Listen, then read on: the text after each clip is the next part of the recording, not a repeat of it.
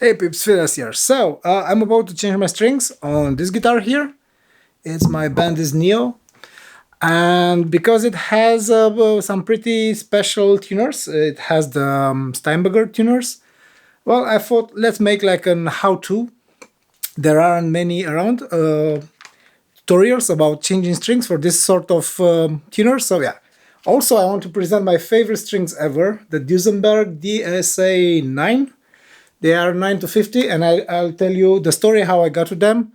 It's cause I awkward, cause well, you'll see. It's interesting. All right, so let's get to it. Let's get to changing string. All right, so first of all, let me present you the guitar itself. This is my number 11, and I was very ambitious. 3 zeros before the 11. Well, let me get off the tuner. I have one of these the Dario very simple tuners.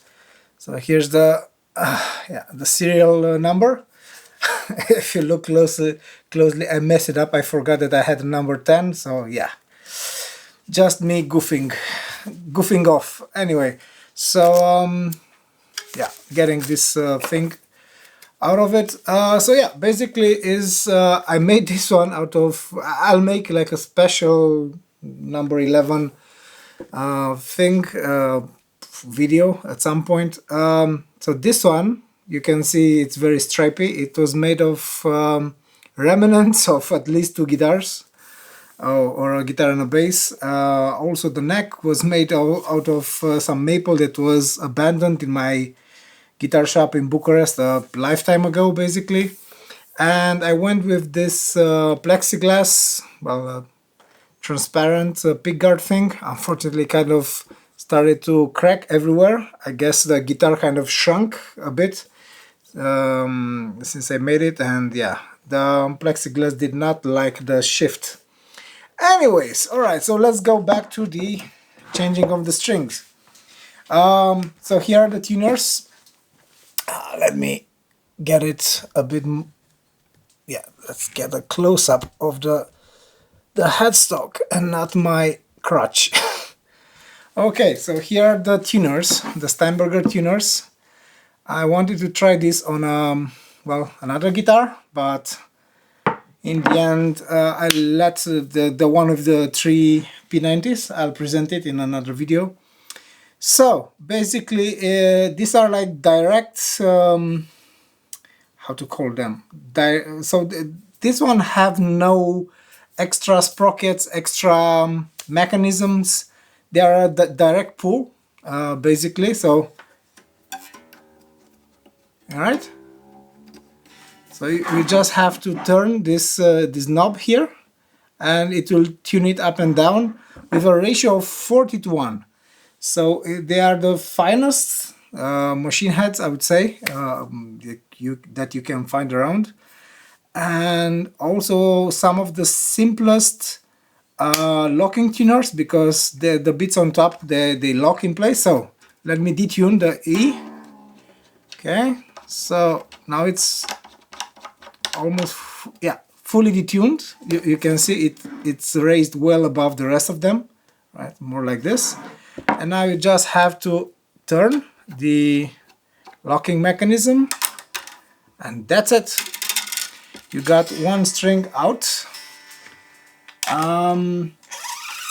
So one thing I really have to pay attention to is not to mess up the string spacing. I'll show you in a bit after I'm done with all the strings.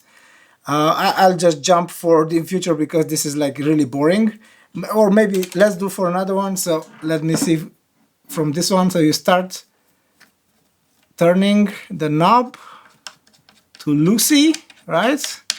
Righty tighty, lefty loosey, and then you turn the locking mechanism, and again another one out. Cool.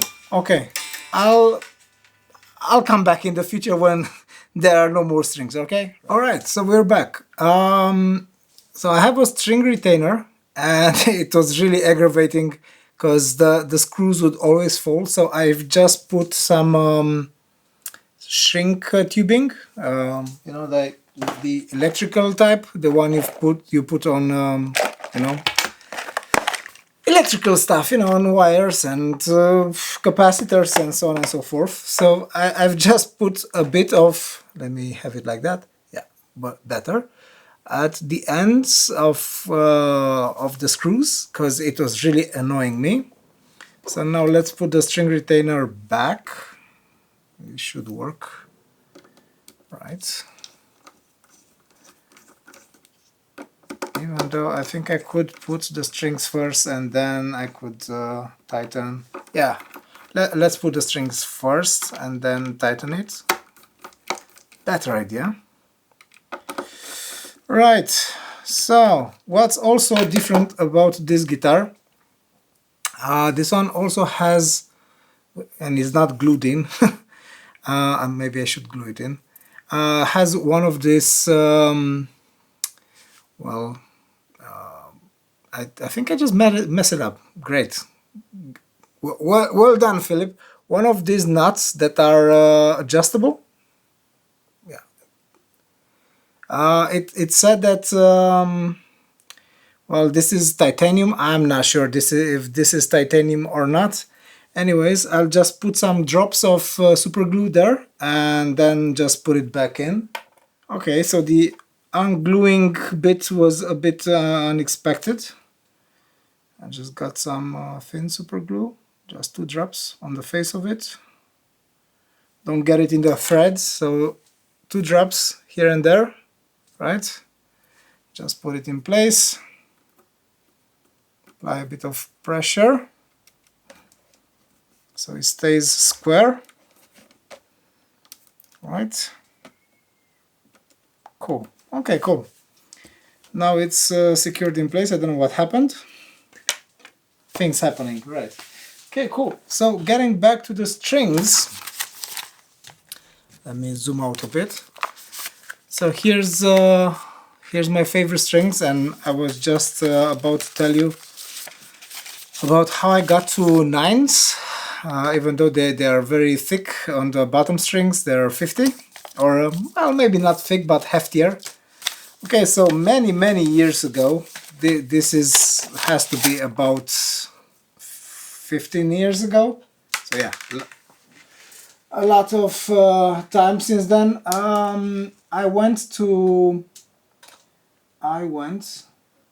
test my amp. I'll show you. I kept on making references to this amp, but you know, I never got to it.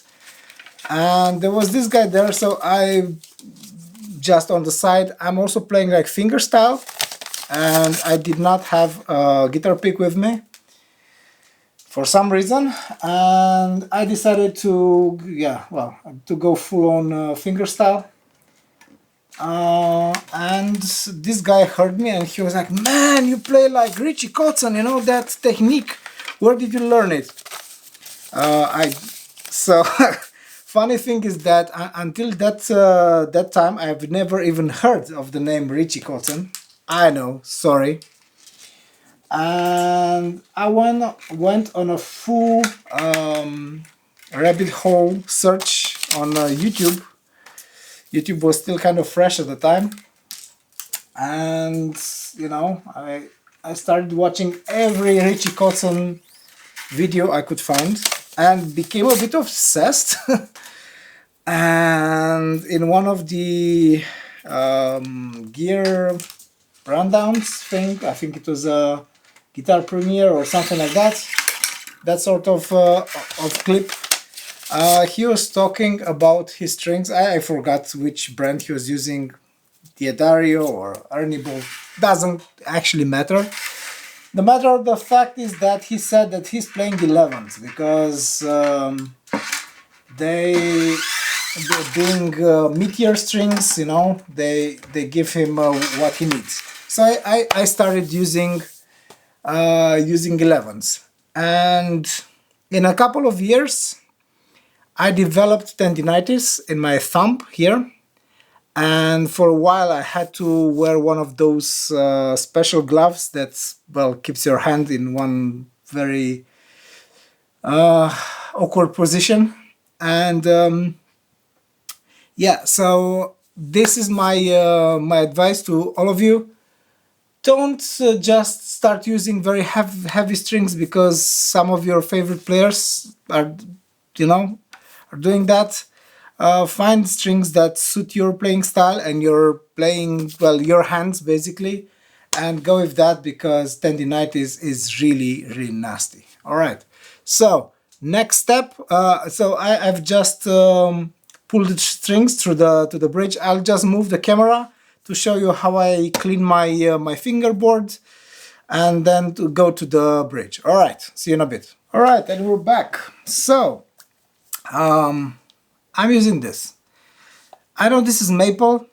Actually, this was finished with some oil. I think linseed oil, one of those things that like treated linseed oil.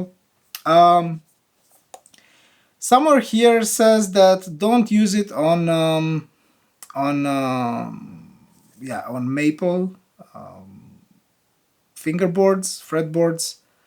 I don't know why. Actually, it's this thing is quite good. So if you don't put a lot of oil on it, it's really quite good at getting the schmutz out, getting the, you know, the grime and all that, the finger cheese, as another gentleman online calls it.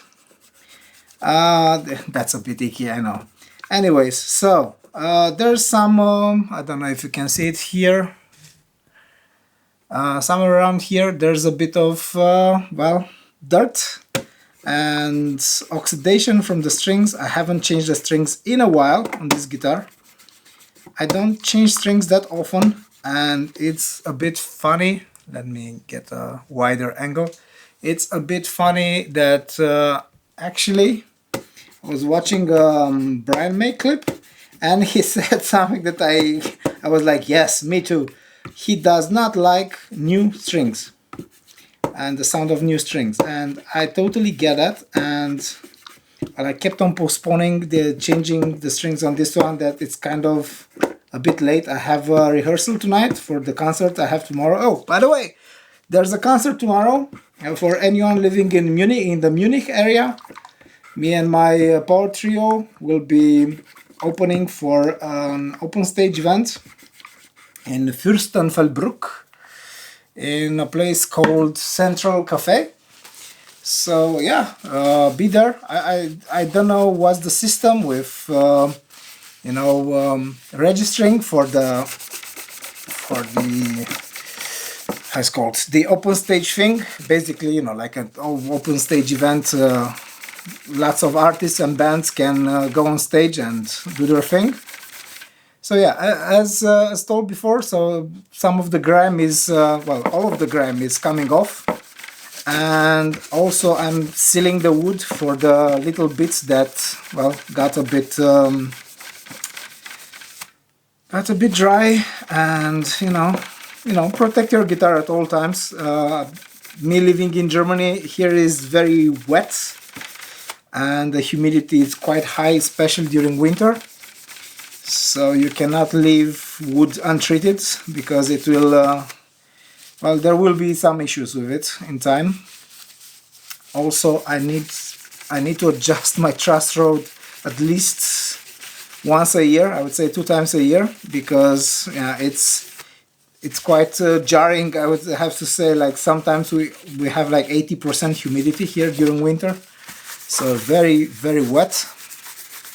And yeah, so this is my routine of cleaning the guitar before putting the strings back again. This entire guitar was oil finished. The body actually was, I filled the pores with superglue, like I saw in a New Zealander clip. Very cool. I forgot the name. I'm really bad with names.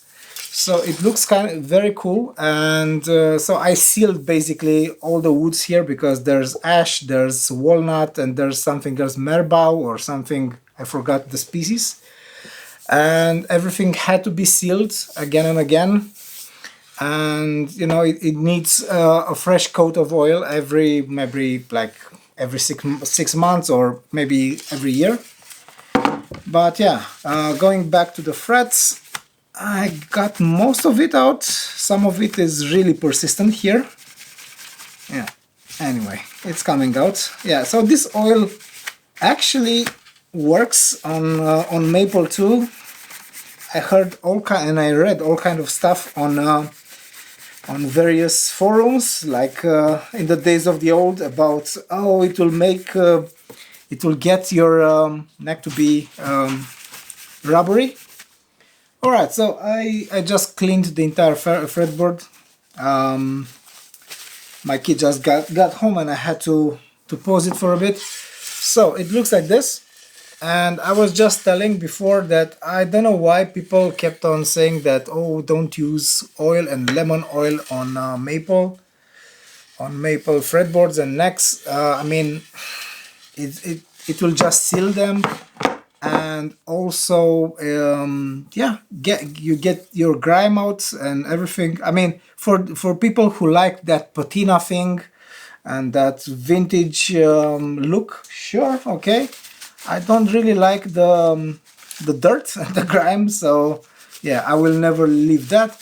While you're here, I mean, you know, dust and clean your entire guitar, especially the bits that are kind of complicated to clean while you have your strings on. And let's now go to the bridge. All right, so the bridge on this guitar, I have a Schaller 3D whatever.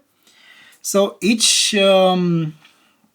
how would you call it? Each saddle, let's call it, yeah, each string saddle has this wheel thing that you can basically set the string spacing with, and I find this this feature to be just amazing.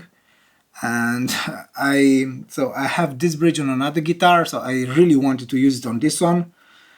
Even though I was debating should I put a trem system or not, I went without a trem system because it makes everything way easier. And if I really need some kind of whammy feel, I can use one of those whammy pedals, or like an expression pedal with my line 6 and 5, and that's it.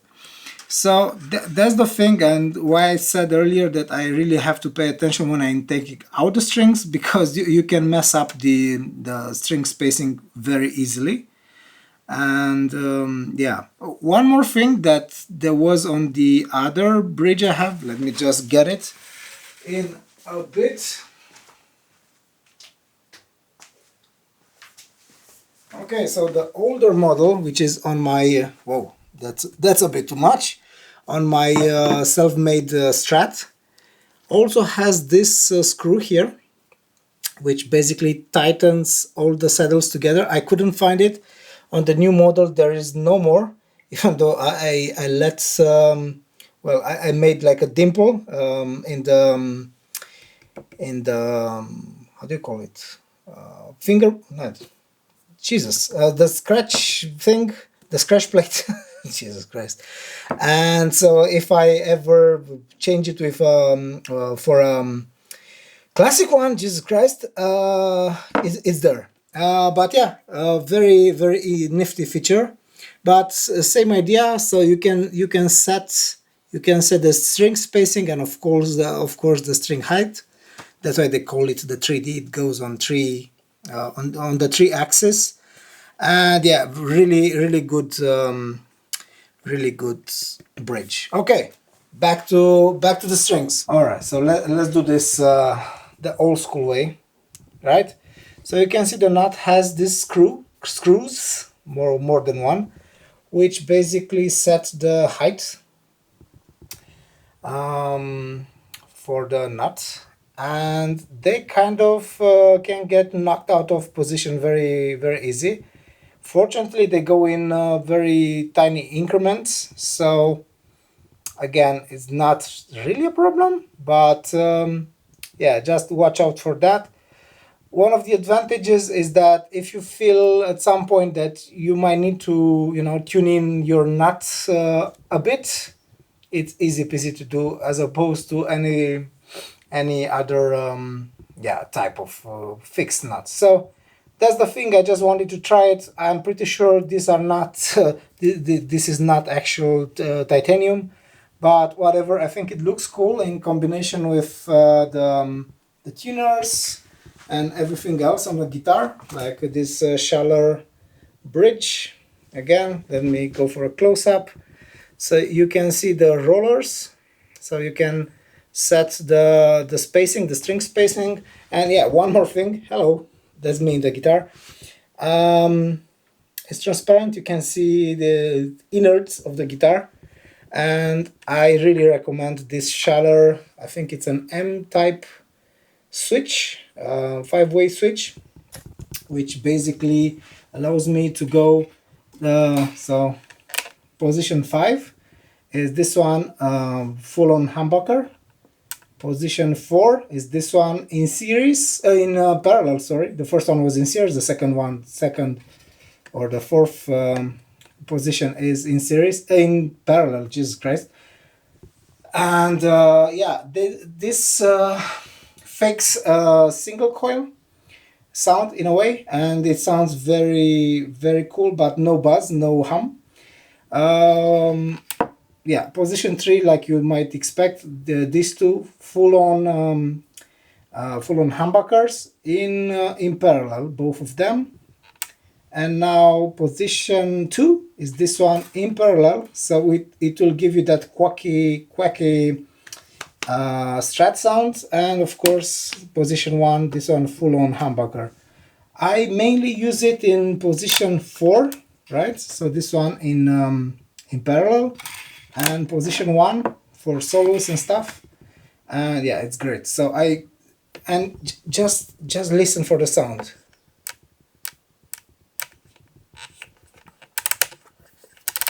I don't know, man. It sounds just amazing. All right, back to our program. All right, so I put all the strings back, and now let's put the string retainer back. So again, what I did this time, if it will all focus, I put a bit of string tubing on the ends of the screws so they wouldn't just fall. It was pretty aggravating. And I'll just screw, oh, wrong screw head, wrong screwdriver head. All right, cool. So now, following steps are tune it to pitch, start stretching the strings, very important. Also, the string retainer should keep the strings in the nut slots.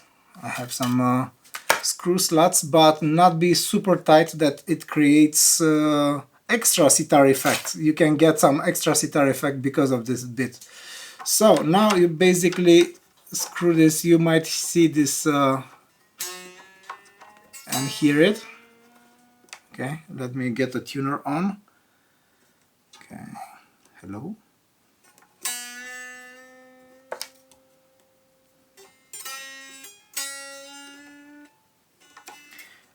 When I tune the guitar, I never tune it full pitch from the first go. I just go a bit, you know, a bit of tension on all strings.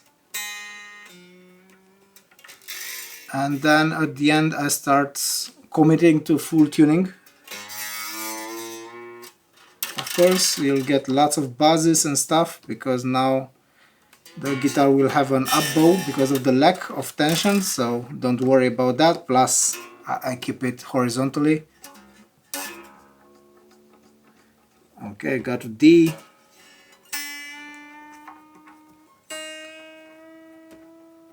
Almost E. Okay. You can overshoot a bit the tuning.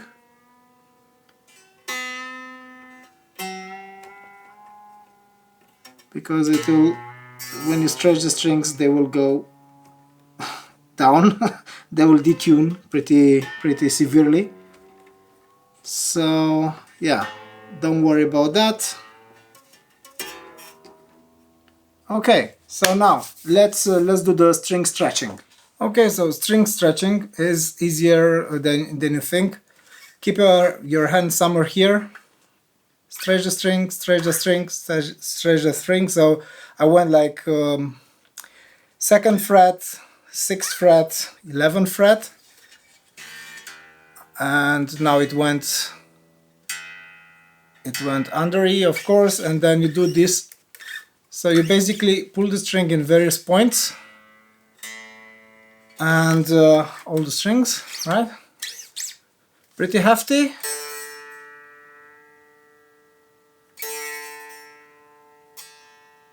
Okay, now the G. Yeah, watch out if you have this kind of a roller bridge. You can, if you pull to the side and not out, or like on this axis, you might get them out of the rollers, so watch out for that. I think I just did that, or no, just detune it really bad. Okay, and also go easier on B and E. They need stretching, but not that extreme. Okay, you might stretch them better by doing some bends.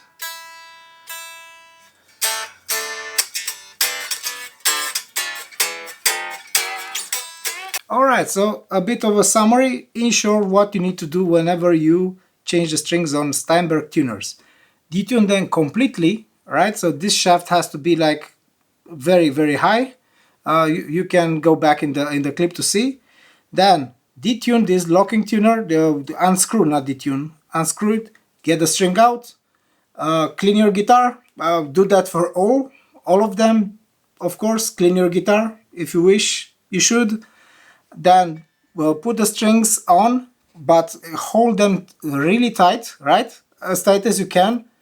Then tighten the locking screw, then cut the excess off. I have lots of bits and pieces of strings here, and then tune them to pitch. Of course, massage a bit your strings because they will be very very fresh. They need to be tightened a bit, and yeah, that's about it. Then tune it again. It will go in and out of pitch for a couple of hours. Don't do that just before a gig. I have a gig tomorrow, so that's about it. So that's it for the Steinberger tuners. Thank you for being here, and yeah, like, subscribe, whatever you do. Okay, ciao, see you in a bit. Alright, peeps, Firas here. So that's a wrap up for changing strings on the Steinberger tuners. I also recommend, even though I'm not an endorser, but I really recommend these strings. Really good quality. Next episode, I'll change some strings on some Schaller locking tuners, different type of tuners. I'll also do some stuff with a bridge. I'll replace a normal bridge with a piezo. So that might be interesting. And yeah, take care, like, subscribe, notification bell, you know what to do on YouTube. And share it with your friends. If you have a guitar player friend who does not know how to change strings on some Steinberger tuners, yeah, that's it. All right, see you in the next one. Ciao.